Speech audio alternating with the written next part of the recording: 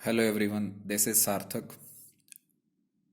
और आज जो हम चैप्टर शुरू करने जा रहे हैं बच्चों, वो है पोलिनोमियल्स। क्लास नाइन्थ में भी आप चैप्टर सेकंड ही था आपकी एनसीईआरटी बुक में, पोलिनोमियल्स के नाम से, जिसे आप पढ़ के आए हैं। उसी नाम से क्लास टेंथ में भी आपके पास चैप्टर है पोलिनोमियल्स।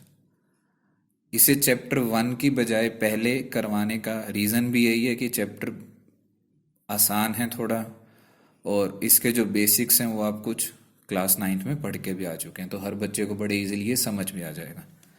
तो हम शुरू करने जा रहे हैं पोलिनोमियल्स। सबसे पहले अगर हम एक क्वाड्रेटिक पोलिनोमियल की बात करें तो वो पोलिनोमियल होता है जिसकी डिग्री होती है 2।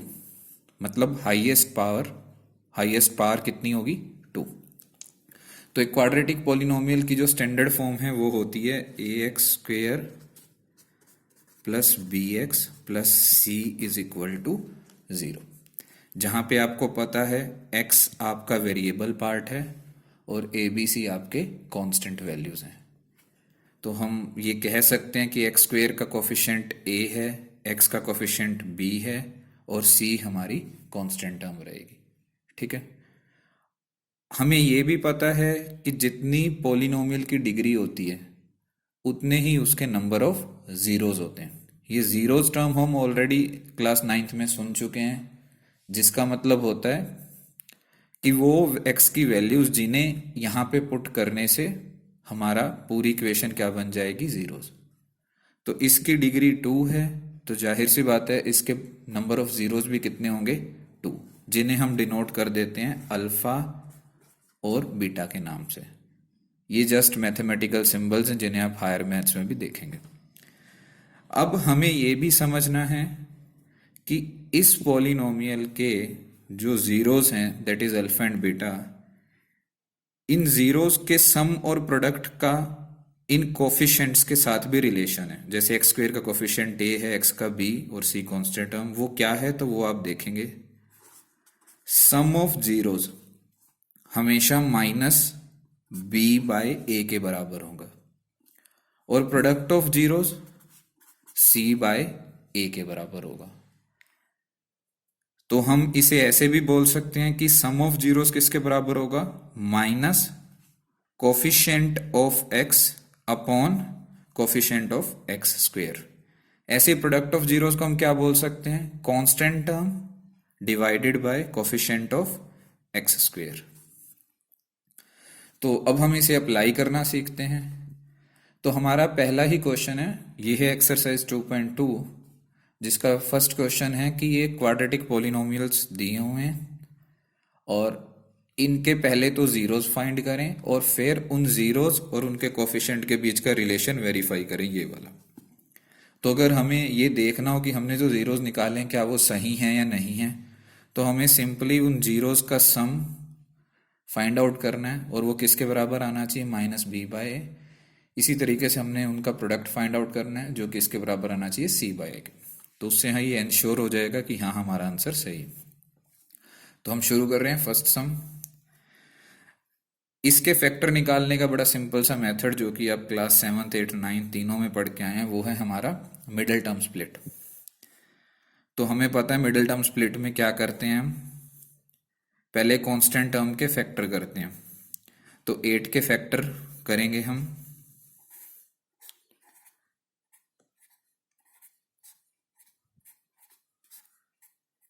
सो ये इसके फैक्टर्स आ गए। फिर हम क्या करते हैं?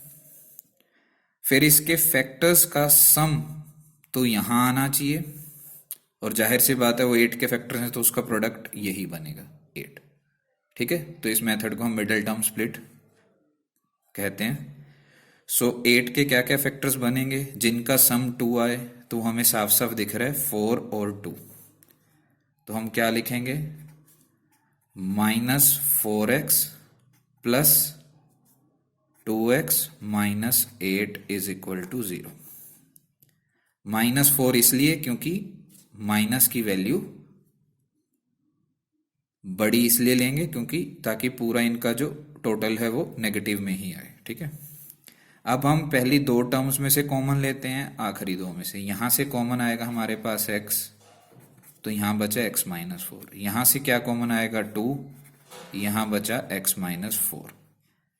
अब इन दोनों टर्म्स में से हमारे पास क्या कॉमन आ रहा है x माइनस 4, तो यहाँ क्या बचेगा x और यहाँ क्या बचेगा प्लस 2।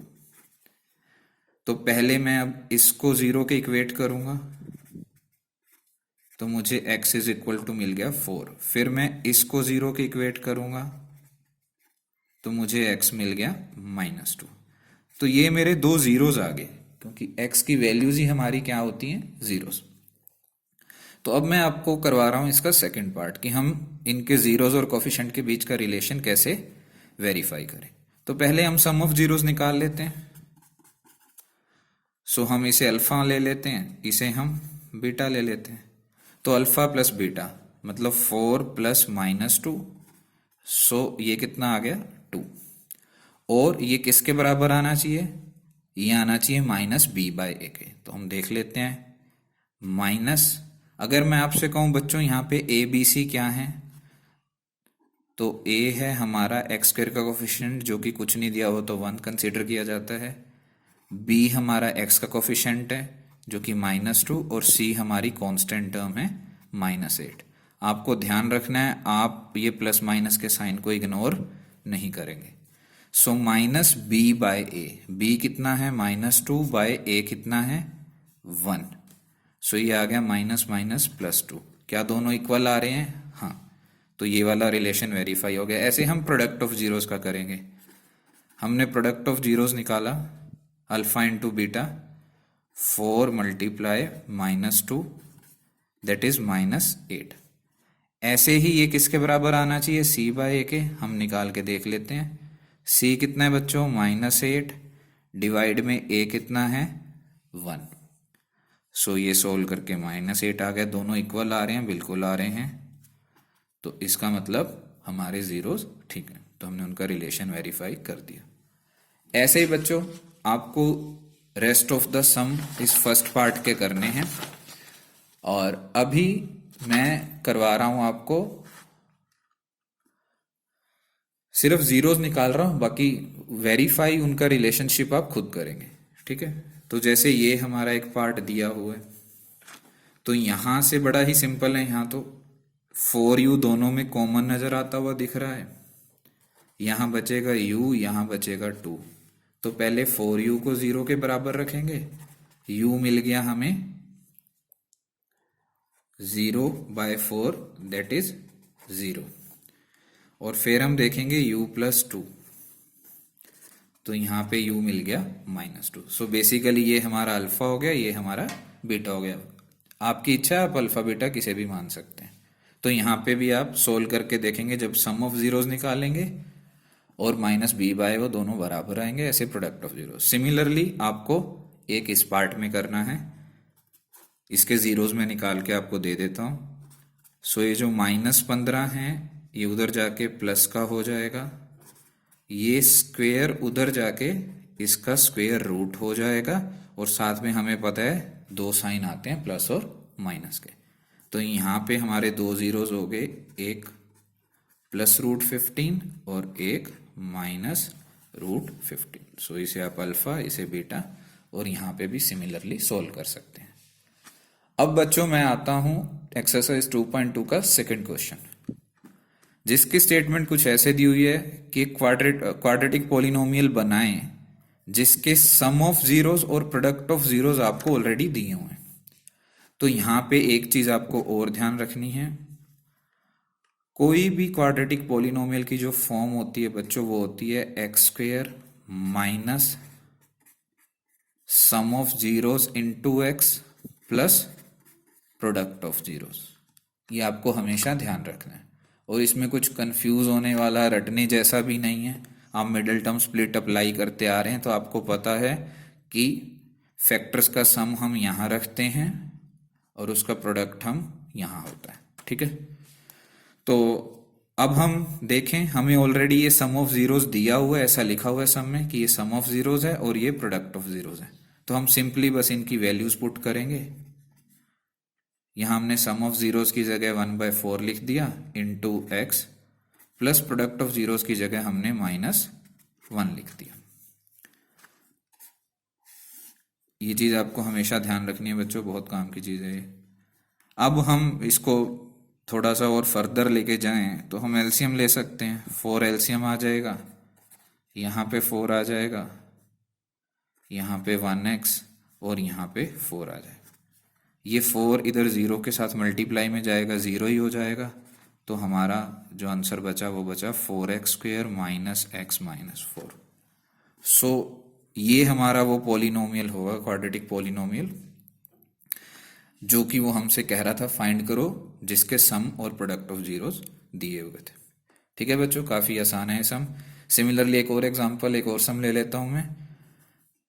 हमें पता है कि हमारा कोई भी क्वाड्रेटिक पॉलिनोमियल किस फॉर्म का होता है, x² minus sum of zeros into x plus product of zeros. तो यहाँ पे x² minus sum of zeros की जगह मैं 0 ही रखूँगा, into x plus product of zeros की जगह मैं √5 रखूँगा।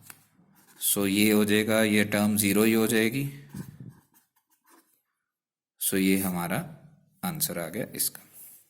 ठीक है बच्चों, तो आज के लिए इतना है। इसमें आपकी एक्सरसाइज 2.2 कंप्लीट होती है। तो आपको जो जो पार्ट्स बचे और ये जो पार्ट्स करवाए हैं ये सारे एक बार मिनिमम करके देखने। तो कल हम एक्सरसाइज 2.3 के लिए दोबारा मिलते हैं। ठीक है, ओके।